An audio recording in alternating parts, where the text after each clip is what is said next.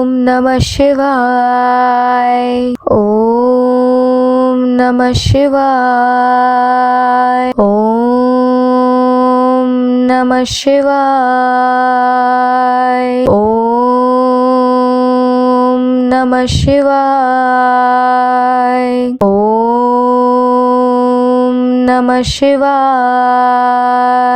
ओम नमः शिवाय.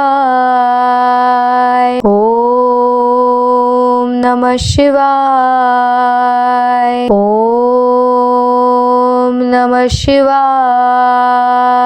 ओम नमः शिवाय. ओम नमः शिवाय. ओम नमः शिवाय.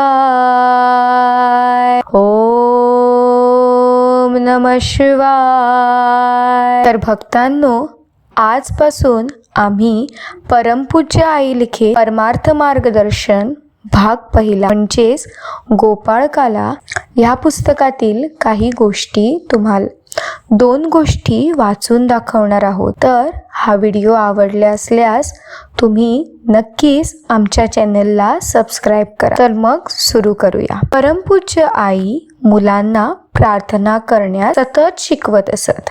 पाप ताप तुरिदाती हराया, तुझी समर्थ यदुराया, म्हणून तुझसे एको भावे, शरण मी आलो यदुराया. कंठी निषिदिनी नाम वसो, चेती अखंड प्रेम ठसो,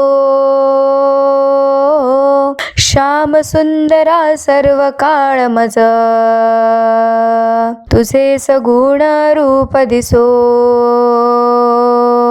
नको मजवरी राहू उदास, धावत येई यदुराया. तव दर्शन विन दुजी नास, धावत येई यदुराया. निवेदन.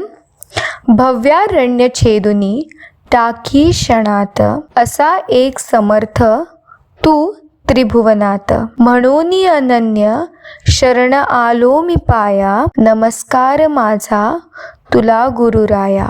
ज्ञान हे मनुष्याजवळ उपजतच असते. ज्याला जसे शिक्षण मिळते तसा त्याचा स्वभाव बनतो. एकदा मनुष्याच्या मनावर शिक्षणाचा वाईट परिणाम झाला म्हणजे तो बदलणे अत्यंत खडतर होते. करिता बालमनालाच योग्य वळण लावणे अनावश्यक आहे. अत्यावश्यक आहे. पण या कामी घरात माता पितरांचे मुलांकडे पूर्ण लक्ष असावे लागते आणि शाळेत शिक्षकांच्या सहाय्याची अत्यंत जरुरी आहे. विद्या ही अविद्या घालवणारी असल्याने विद्येपासून मनुष्याचे जीवन सुखकर होते. जी विद्या सुखदायी नाही ती विद्या नसून अविद्याच होय. प्रापंचिक शिक्षण देणारे हे सर्व गुरु असून परमार्थिक शाश्वत सुखाचे मार्गदर्शक हे सद्गुरु होत. आपणास शाश्वत सुखाची तर अपेक्षा, पण मार्गदर्शक भेटणे मात्र फारच दुर्लभ असल्याने दिसून येते. त्यामुळे योग्य मार्ग न सापडता संसारातील उद्वेगाने मन गोंधळून जाऊन समाधान हरवते आणि तेने करून मनुष्यावर बेचैन होण्याची पाळी येते. अशी परिस्थिती निर्माण होऊ नये यासाठी आजवर विद्येच्या योगे करून ज्यांनी आपली अविद्या घालवली आणि आपले जीवन सुखमय करून घेऊन जे जगात अजरामर झाले, अशा व्यक्तींची परमपवित्र जीवनचरित्रे व त्यांचा बोध सदैव नजरेसमोर ठेवणे अत्यावश्यक आहे. बाळपणापासून मनुष्याची अंतर्शुद्धी होत गेली म्हणजे तारुण्याच्या भरात देखील त्यांच्याकडून कोणत्याही प्रकारे गैरवर्तन घडत नाही आणि त्यामुळे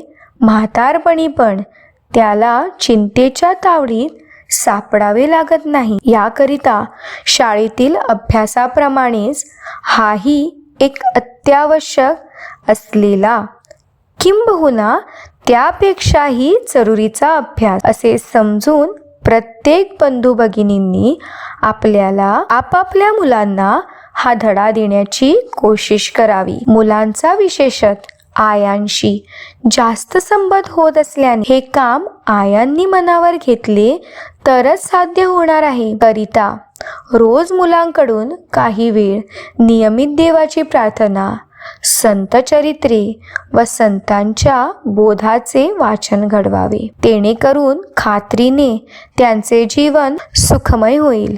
हे माझे स्वानुभवाचे सांगणे आहे. हा उद्देश समोर ठेवून संतांची चरित्रे व बोधपर गोष्टी एकत्र करून 5 भागांचे परमार्थ मार्गदर्शन या नावाचे पुस्तक लिहिले आहे. ते 5 भाग वेगवेगळे असून त्यांची नावे अनुक्रमे बाळगोपाळकाला, सत्वशील राजे, संतमेळा, सुबोध भानू व त्रिवेणी संगम अशी आहेत. पुढच्या व्हिडिओमध्ये तुम्हाला हळूहळू आम्ही ही सर्व पुस्तके वाचून दाखवणार आहोत. तर आता आम्ही पहिल्या भागाला म्हणजेच परमार्थ मार्गदर्शन गोपाळकालाला सुरुवात करणार आहोत. त्याच्या अगोदर आम्ही एक प्रार्थना म्हणूया. हे परमेश्वरा, परमुदारा, माझे नेत्र सदोदित तुझे रूप पाहू देत. हे सर्वेश्वरा, ज्ञानभास्करा, माझे कान सतत तुझी कथा श्रवण करू देत. हे विश्वंभरा, शांतीसागरा, माझी जिव्हा अहर्निश तुझे गीत गाऊ दे. हे दिगंबरा, दीनोद्धारा, माझे शरीर सदा सर्व काळ तुझ्या सेवेत तत्पर राहू दे. हे श्रीधरा, श्यामसुंदरा, माझ्या मनाच्या ठिकाणी कोणत्याही काळी तुझी स्मृती असू दे. तर ह्या व्हिडिओमध्ये आम्ही तुम्हाला आज 2 गोष्टी सांगणार आहोत.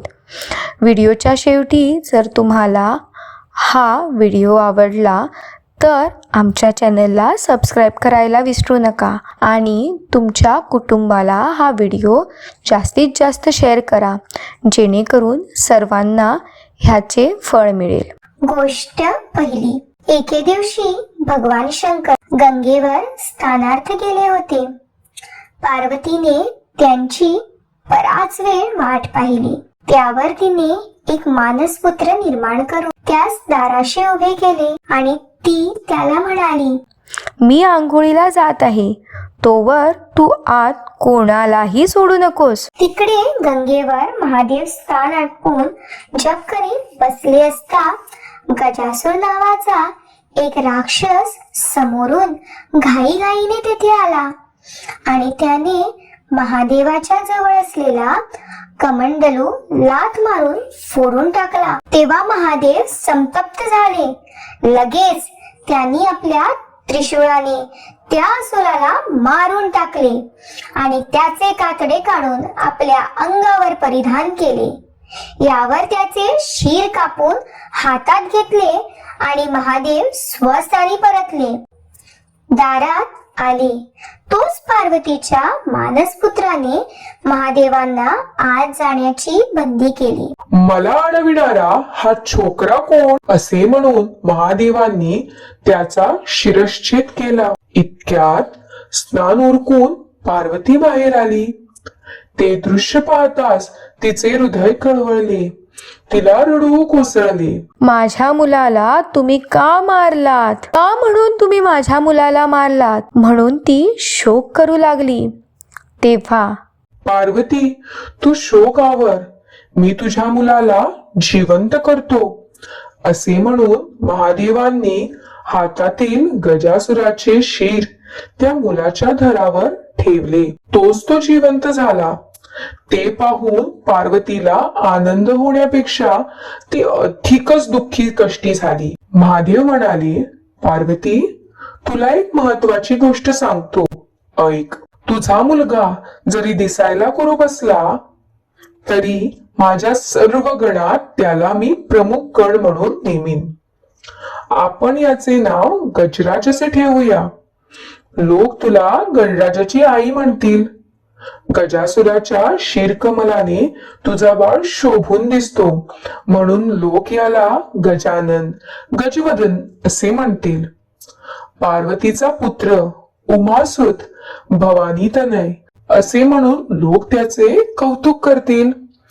तरी पार्वतीच्या चेहऱ्यातील औदासिन्यात थोडा सुद्धा फरक पडला नाही. त्यावर पुन्हा महादेव म्हणाले, पार्वती हा विद्याबुद्धीचा दाता होईल. या गणराजाचे जो स्मरण करील त्याची विघ्न संकटे नाहीशी होतील. संसार त्रस्त जन, गजानन हा विघ्नाचा नाश करणारा, संकटाचे हरण करणारा म्हणून त्याची स्तुती स्तोत्रे गाऊ लागतील. एकंदरीत तुझा लाडका कंद साऱ्याच जगाचा आवडता होईल. हे महादेवाचे बोलणे ऐकताच पार्वतीला अत्यंत आनंद झाला. त्या भरात तिने गणराजाला आपल्या मांडीवर बसवून घेतले आणि प्रेमाने त्याचे मुख कुरवाळून, हा घे तुला खाऊ असे म्हणून मोदकाने भरलेले तसळारे त्याच्या हातात दिले. आईच्या प्रेमाने भरलेला मोदक मिटक्या मारीत गणराज खाऊ लागला. हे पाहून महादेवांनाही धन्यता वाटली. तो दिवस म्हणजे मार्ग शुद्ध चतुर्थी होय. आता आम्ही दुसरी गोष्ट ऐकूया. एके दिवशी प्रदोषकाळी गजाननसह सर्व देव आपापल्या वाहनावर बसून शिवदर्शनार्थ चालले असता कैलास पर्वत चढतेवेळी गजानन मूषकावरून थोडासा गडगडला. हे पाहून आकाशातून चंद्र एकदम हसला. त्या समयी गजाननाने, तुझे तोंड जो पाहिल त्याच्यावर चोरीचा आळ येईल असा त्याला शाप दिला. त्यावर सर्व देवांनी एकमत करून चंद्राला गजाननाच्या पायावर घातले आणि त्याला क्षमा मागावयास लावले. तेव्हा वर्षातून एक दिवस म्हणजे भाद्रपद शुक्ल चतुर्थीच्या दिवशी मात्र माझा शाप तुला लागू होईल. याप्रमाणे उशाप देऊन गजाननाने चंद्राला शापमुक्त केले. त्याचप्रमाणे संकष्टी व्रत करणाऱ्यांनी भोजनापूर्वी तुला पाहिल्यावर त्यांना व्रताचे फळ मिळणार असेही सांगितले.